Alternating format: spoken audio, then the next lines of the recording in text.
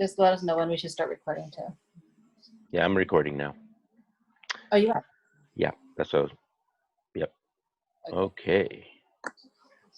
Oh, we need permission. Looks like we I need permission, mister.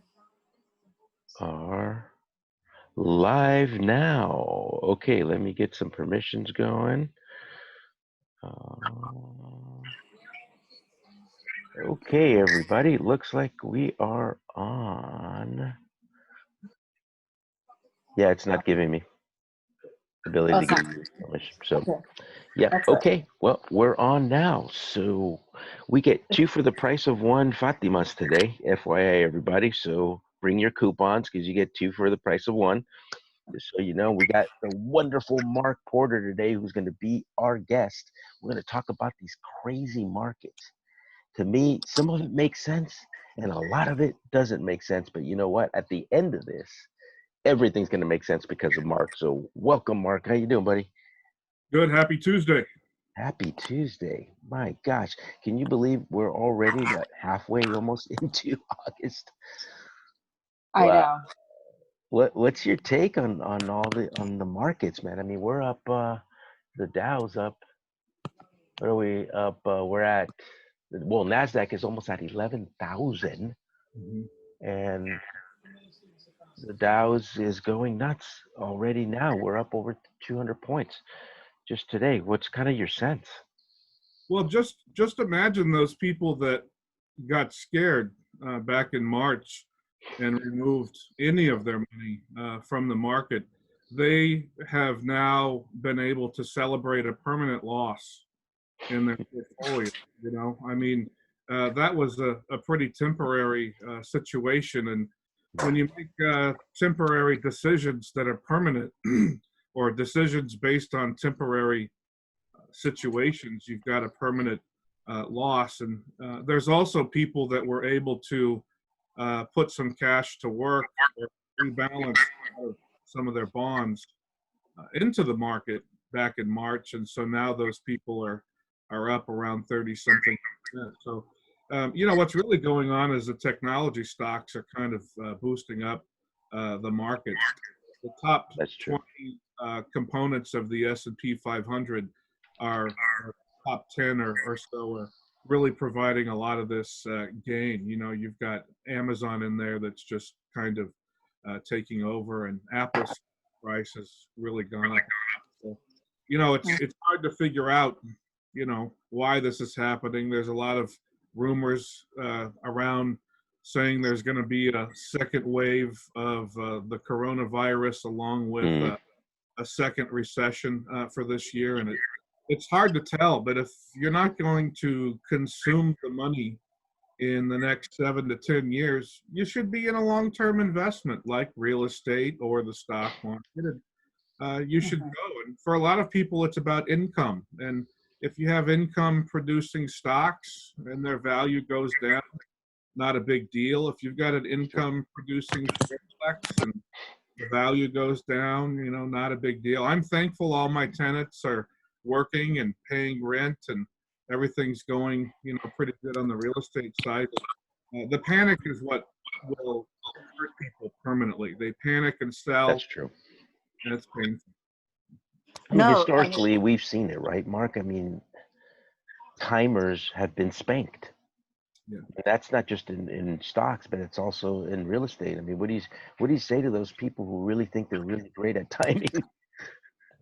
Well, it provides a lot of nice work for the tax professional, especially if they do a lot of trading in a non-retirement account, because some people have a stack for their 1099 at the end of the year where they're buying and selling oftentimes in less than 365 days. So when you do make a gain, they're going to pay 54% of it into the IRS and capital gains tax, and because they're taking a much higher rate. So if they want to do some trading, oftentimes I say, you know, consider doing that in your Roth IRA or something like that. But when they're really lousy at the trading and they lose money, then I change my mind and I tell them, well, at least do it in your regular account.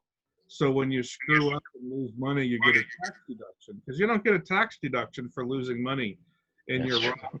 regular account. So, you know, Right. if they're going to be right, like if they're going to buy PG&E for $5 a share, then that's a good one for your Roth IRA. When that one goes up and up and up, and you know it might return back to $50 one of these days.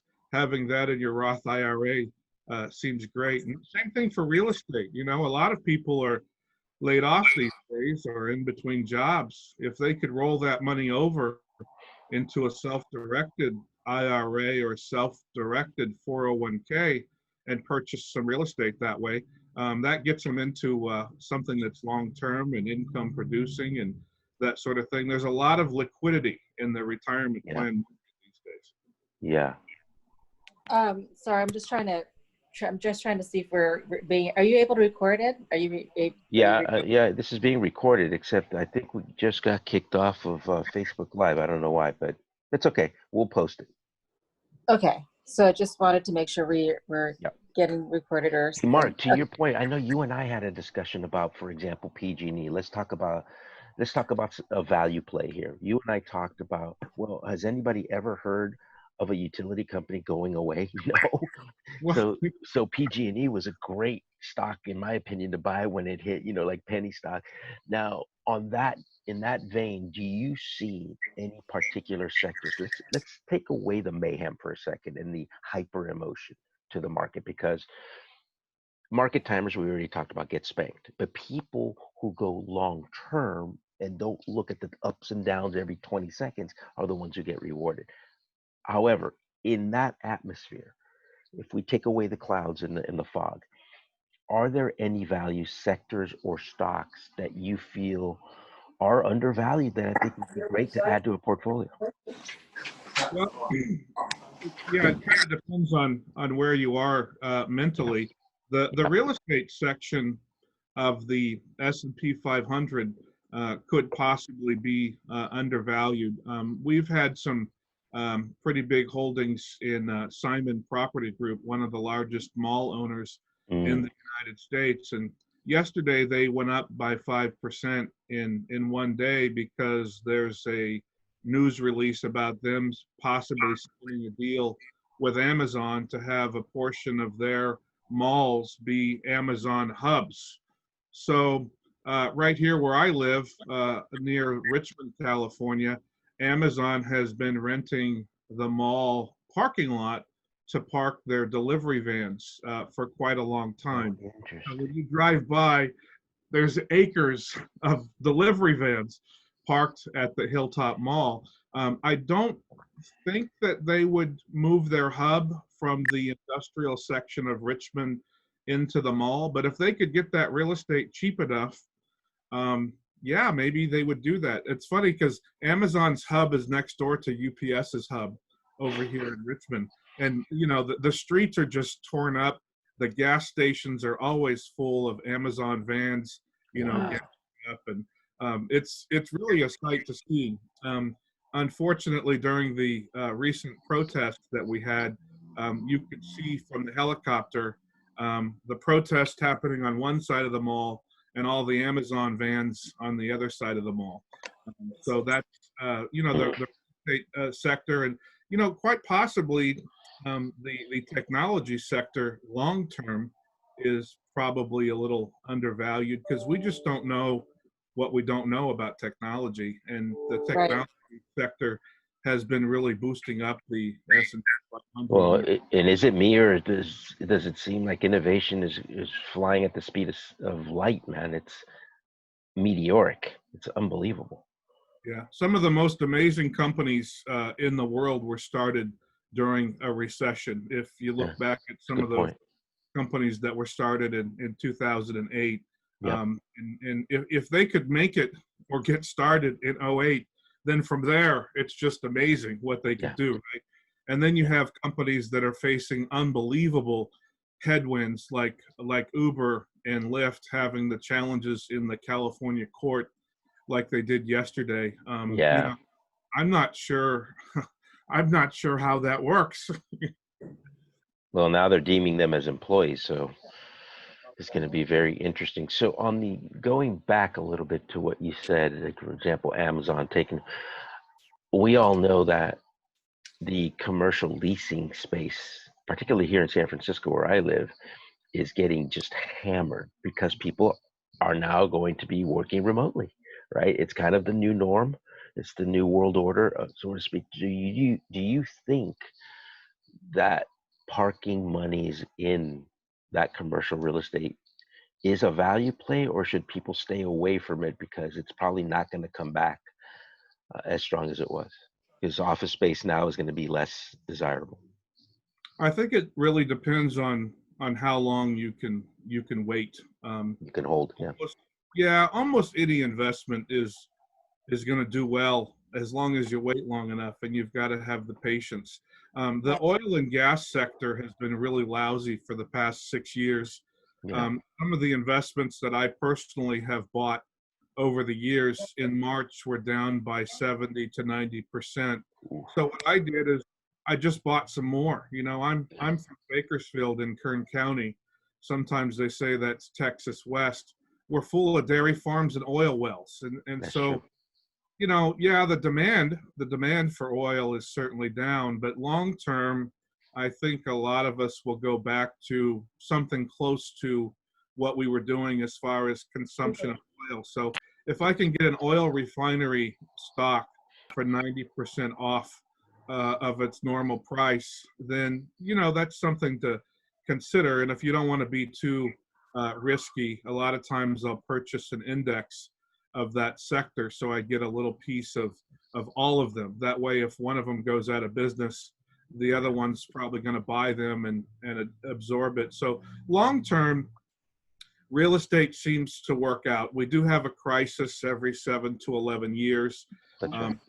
And you know, they'll reallocate that space. I mean, the people that are having people in the office need more space, and they're already doing space planning. Our mutual contact, Gloria, over at Port Furniture, is helping people create that larger, safer space in the offices. And That's the true. people that are having employees in the offices, they seem to need more square footage than they did before. So Yeah, because they have to spread out.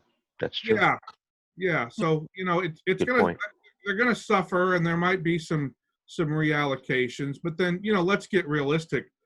It was really frothy. $100 a square foot for an office space in San Francisco, which was Well, to your point, Mark, talk about your situation, how you had to move offices if you can, yeah. Well, they wanted to renew because us of the froth.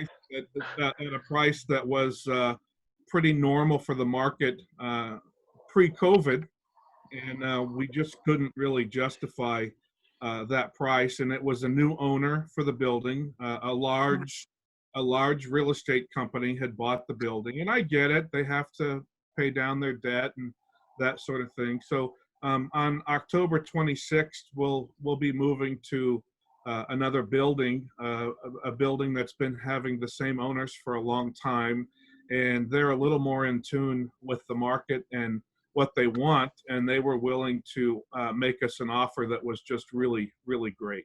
That you couldn't refuse.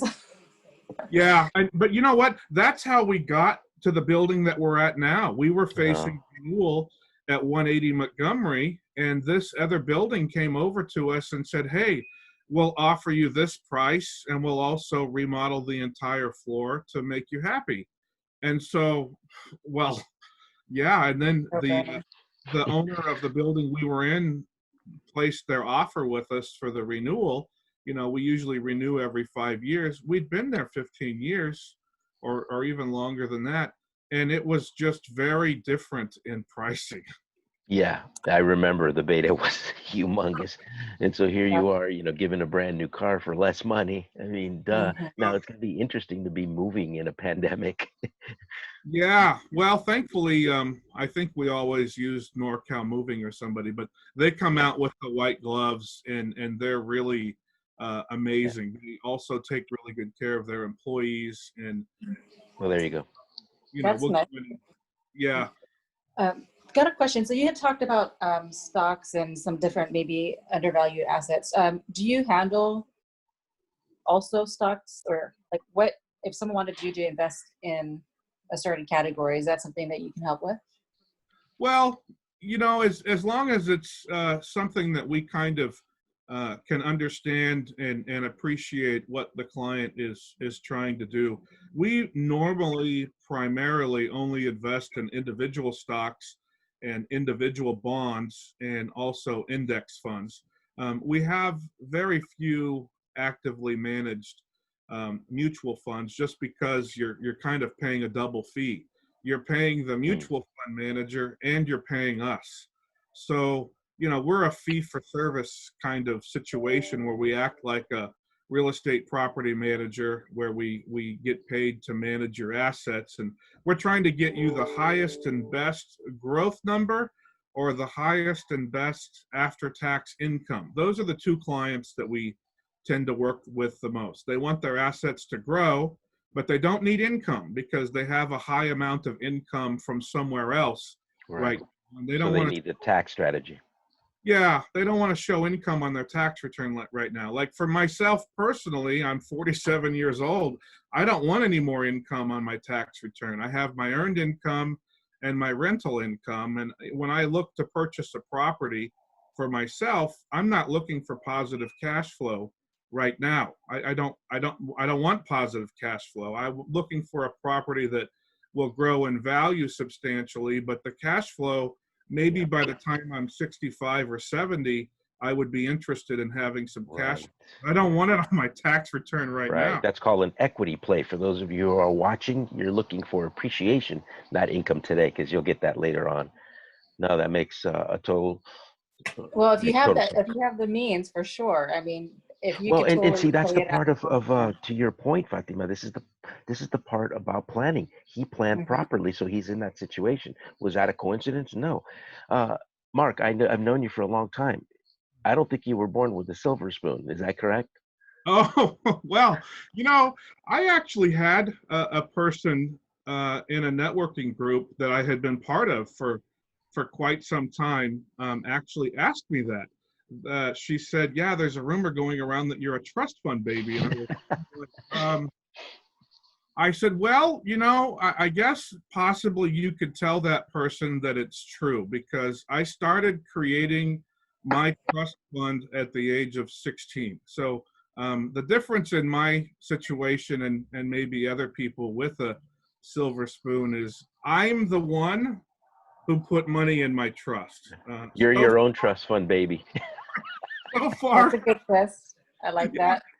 So far, no one's put any money in there. Now, I've invited some people to put money into my trust fund, but so far, no one's done that. But yeah, I think I had written a check for a fundraiser one time. And of course, I believe firmly that all assets, for the most part, except for retirement money, goes in the trust. And many attorneys say, oh, don't bother with your checking account. People will think you're rich. Well, I don't care what they think. I want my money protected, and I want everything in my trust. That's the whole point. I couldn't agree with you more. Yeah. So, that's good. I grew up on a dairy farm. We worked hard. Here you go, from dairy farm to Wall Street, basically. What do you tell people out there, Mark, that have this misconceived notion that you have to have a lot of money to start investing, and until you do that, you just go and work? That's it. Because I've always said this, that your money should wear a suit, should get up earlier than you, and serve you breakfast, lunch, and dinner every day of your life. It has to work harder than you. What do you tell people that are watching right now that either think that they don't have enough money or they cannot start until they have a certain amount? Well, that's completely not true. In fact, sometimes people come and see us and they have student loans in place, or they have a mortgage on their house maybe. But let's just start off with an interview I had about 2 weeks ago where the young person had 70 grand in student loans, working in a job that they love, but doesn't quite pay them as much money as they should. But you could really start off investing at a very, very small scale. I think some of these mutual funds will even do $50 a month. And the thing is you've got to think long term, but you have to act on the short term. So if the student loan is costing you less than 12%, and you can purchase at $50 a month something similar to the S&P 500, which over time makes you 12%, you want to have a balance between your long-term asset and your short-term debt reduction. And, we're kind of assuming that there isn't really a lot of credit card debt, because we also get people that come in and they say, hey, I want to invest, and I've got $50,000. And I say, great.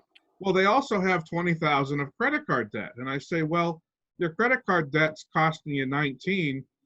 Probably the most you're going to get out of the stock market long term is 12. So you got to get rid of that credit card debt. I mean, you're not doing yourself any favor. It's not deductible. It's expensive, and so everybody has their way of doing things. I've seen people ride their credit card debt for a long time in order to open a business or in order to purchase real estate. Even I have a family member that I think got up to about 150 grand in credit card debt. And for them, it worked. They eventually created a really amazing business, and they were able to get that credit card debt paid off eventually. But it was scary. Yeah, That's ballsy, yeah, for sure. You better have a plan. Here's what I say. Look, what he just said is key. There's Mhm. no one shoe that fits everybody, but in that situation, you better have a plan, discipline, and you better have a tribe of financial people that are there to help you along the way. Because if you slip a little bit, that could be a recipe for bankruptcy really quick. I've seen it. I'm not poo-pooing the idea, but absolutely, everybody's better have. And by the way, shouldn't you have that anyway? Shouldn't you have discipline? Shouldn't you have a financial tribe? Mhm. Right? Here's your example. Bankruptcy is not that bad of an idea, since we are where we are in the economy. I try to tell people that bankruptcy is paperwork. It's a process that was created by the people, for people that are facing hardships. And sometimes we just make some mistakes, or things didn't go Yeah, our way, or that's somebody true. else screwed us over. Bankruptcy is not bad at all. Thankfully, I haven't had to do it personally, but I have actually recommended it to many people, because Yeah, I have to. it's a tool. It's a tool. I mean, you got to use that tool to your advantage, and Yeah. get out of the situation and put yourself in a better Some way. people need a restart button. Right. It just is I what got it a is. question. I got a question for you. So I read an article a while ago, and it talked about 401k and retirement. And when 401ks were established sometime around the 80s, the numbers were different. And there was an article saying that maybe it's not as effective today. So just because the numbers just don't work. So I just wanted to get your feedback on what you think about that. Yeah, I'm not sure where that article is going, but I have a big problem with 401ks personally. In many cases, people end up being in a higher tax bracket in retirement than when they were working. And this is really common if they also have a pension as well as a Yep. 401k. And I've seen some disasters where two people have pensions that are married, and then they also have put away a lot of money in their 401k. At the age of 72 now, under the current law, the IRS tells them how much they have to withdraw from the 401k, which then puts them in the 54% tax bracket. And while they were working, they were in the 30% tax bracket. So that's really lousy. Now, we, of course, at Ameriprise spend a lot of money on lobbyists, and we do lobby state and federal government politicians to try to do things that are good for our clients. Now you're allowed to put away $19,500 in your Roth IRA, Roth 401k. So that money is permanently tax-free for the rest of your life. So with those kinds of tools, and some of our people who work for larger companies can also put away an additional $36,000 a year in an after-tax 401k and then convert it. So many plans like Google, Ameriprise, and such allow that to happen. So you could put away sometimes $62,000 a year in the 401k that would be permanently tax-free for the rest of your life. So even if your rate of return was lousy, tax-free is tax-free. The employer match always goes in the pre-tax because that's how they get their tax match. So sometimes what we do is convert that employer match into a Roth IRA after the client separates from that job or after they retire. We try to do that in the first 5 years of retirement to reduce that required minimum distribution. So 401ks could be a trap for some people that put, in my opinion, too much money in there because they have to think about, Stephen Covey says, begin with the end in mind. If you're facing an IRS calculation at the age of 72, what tax bracket does that put you in? And are you okay with that? I did an analysis on Friday for a client where they're presently paying 54% tax, and we got them down to the 20% combined tax rate in retirement because of all this Rothing that we did. But I'm still kind of irritated because they have a California bracket of 9%, and I'm wanting to try to figure out how to work on that. But you know, California's taxes are just so high. Out of control. Yeah, which is why a lot of people are leaving. Yeah, you know, we see that people on our phone calls, they'll say, hey, you know, my cousins actually moved to Texas. Quite a few people that have moved up to the Nevada side of Tahoe. That's right. You know, there's about 9 states that offer no state tax. But, you know, don't kid around. I had a phone call from a client that they said they were moving to Texas. And I was like, oh, great. Did you take a look at the income for nurses in Texas? And the husband said, well, no, you know, nurses make great money. Not in Texas.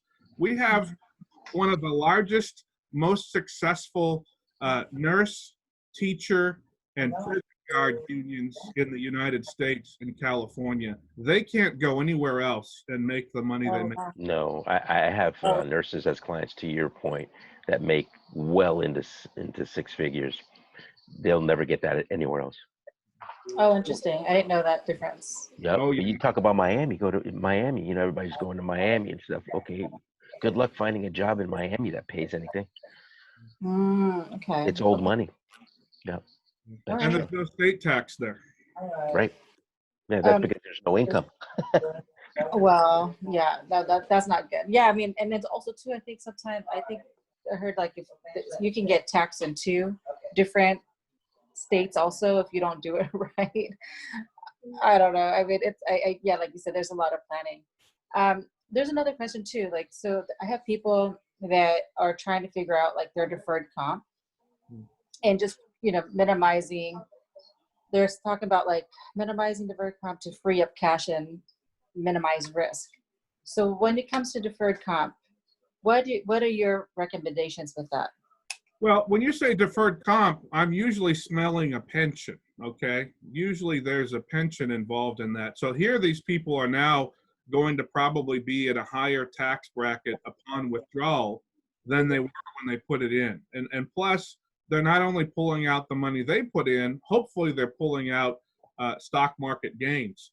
Oftentimes they can pay a lower tax on stock market gains if they just invested in the very same investment in their own name instead of using the deferred comp. So I really feel like the deferred comp is a trap. I mean, Section 401k is an IRS code section. When has the IRS done anything good for us? The Roth is good for us because there was a senator by the name of Roth who created the Roth IRA legislation, which then morphed into the Roth 401k legislation. So the nice thing about deferred comp, though, is you can pull it out before you're 59 and a half and just pay tax on it in that year. So sometimes we'll advise people to pull that deferred comp out, pay tax on it, and choose a tax smart investment like an index fund or like a piece of real estate. I mean, I was looking at some fourplexes in Sacramento over the weekend, and you know, there's some there's some nice opportunities out there right now. Some people cannot afford to keep up with their properties, or they're not, seeing the long-term vision. They're tired of the toilets and the tenants and the That's trash, right. what have you. So deferred comp is oftentimes a trap. And then, of course, the investments you're allowed to purchase in deferred comp are usually mutual funds that, you're paying a mutual fund manager fee on top of whatever else is going on there. So I'm not a big fan of deferred comp in most cases, but you can structure it so that you continue kicking the can down the road. And that's the idea, hopefully, in a year in the future when you can have zero earned income, and then you start pulling out deferred comp on top of your pension. Or sometimes you have a gap where you retire at 50, you start your pension at 55.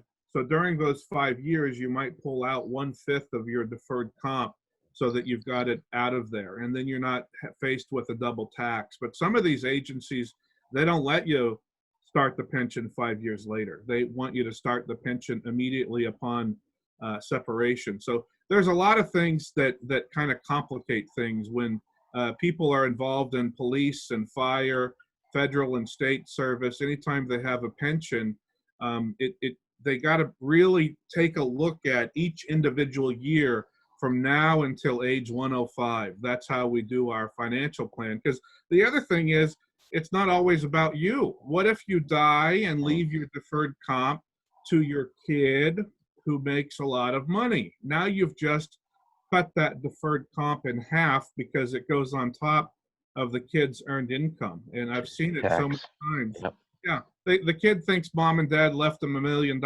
Well, no, not on your tax return. Mom and dad left you 500,000. That's right. Oh, Yeah. interesting. Okay. I have another question. So I'm getting questions rolling in. So just wanted Oh, to, sure. So how about rolling deferred comp into IRA after retirement? Well, you could do that as well. And what you're doing is kicking the can down the road until you're age 72, and then you've got required minimum distribution. So depending on what your pension and your lifestyle and that sort of thing is, you could again be in a higher tax bracket than when you put it in. So sometimes we've got to take a little bit of money out now until you get to retirement to put that money in a non-qualified area or a non-deferred comp area, so you've got better investment choices long-term and your taxes are lower. Deferred comp was really designed for people who would be in a lower tax bracket in retirement, and it's just not possible in California usually. Okay.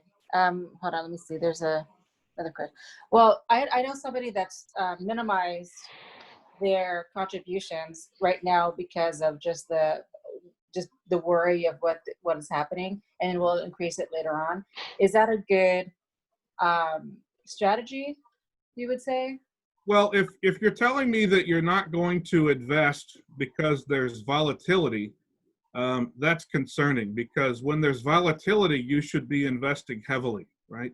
If you had invested in 2008, or if you had invested in March of this year, or even 2001, I mean, look at where you are. You've more than doubled your money. So Absolutely. yeah, if somebody is not investing right now, they're putting the money into a savings account earning 0.05%, which, by the way, is taxable. So if they're not investing for the long term, then what are they really doing? Okay. So then let's go back to the Roth. So what I'm hearing is that for those with a pension, Roth may be better. Well, so we've got to take a look at what is your pension amount going to be in retirement? What is your married or single tax rate? And when you get close to one of those next tax rates, and you have a required minimum distribution formula starting at age 72, you could be forced to take money out that you don't even really need for your lifestyle. So in that case, for sure, a Roth IRA or a deferred comp to Roth IRA conversion would be smart, because there is no requirement to remove money from a Roth. And also, by the way, when you die and leave a Roth IRA to your spouse, children, church, or your neighbor, there's no tax for them. It doesn't go on their tax return. So I always think pay the tax now, or pay an appropriate amount of tax now, and don't worry about paying it in the future. Some of these deferred comps allow Roth contributions. I haven't come across one in quite a while, but think about it. The employer does not have to pay FICA and UTA on money you put in the comp. So why do you think they hire these companies to come in and tell all the employees, oh, you have to do deferred comp? It's the best thing ever. Well, they don't have to pay tax either on the money you put in there. And then by the time you have to pay tax, you'll be separated from the employer. So then That's right. you don't really That's care. their incentive. Yeah. Yeah, I mean, I sell 401ks for a living, okay? So I totally get the employer wanting to save a little bit of money, but we definitely talk to the employees very honestly about begin with the end in mind. Got it. So what do you recommend for someone that is retiring in the next year? So they've seen their assets go up and down the past year significantly. So, and there's a lot of worry about that. What would you say to someone who's on their way to retirement? So if somebody is retiring in the next year and their asset values have gone up and down dramatically, I would let them know they're getting paid back for some of that greed, because somebody who's retiring in the near future should not have investments that are going up and down a lot. Usually they would be about half in the bonds and half in the stocks. So their values should not really go up and down a lot. Most of the part of the money that's going down is not even money they deposited. It was a gift from the market in previous years. If the market made 31% last year and they were down 31% in March, they only lost 1 year of gain. So they need to quit belly aching about that, number one. But, moving forward, they should really take a look at how much volatility they want. And most people can't tolerate very much volatility as they're in retirement, because they don't want to have to go back to work, right? So they really got to figure out what is their consumption need as far as consumption monthly goes, and then making sure they have a portfolio that's going to provide the income for them to take care of that for the long term, right? So definitely need to sit down with somebody. It doesn't take a lot of time, when you sit down with somebody that's been doing this thing for 18 years, and they can really take a look at where are they at now. Is retirement a good idea? And, health comes into play. I've had people retire early because they're not healthy. And they say, hey, Mark, I smoked cigarettes for 30 years and drank too much beer, so I'm not going to live to be 105.